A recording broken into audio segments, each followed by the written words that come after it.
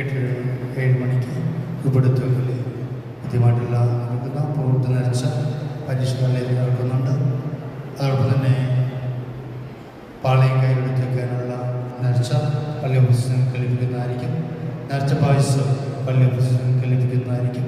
അടിമ സമർപ്പണത്തിന് വന്നിട്ടുള്ളവരുണ്ടെങ്കിൽ പള്ളി ഓഫീസിൽ വിളിച്ചാൽ നിങ്ങൾക്ക് അടിമ സമർപ്പണം നടത്താനുള്ള സൗകര്യം ലഭിക്കും. നമുക്ക് സമാധാനം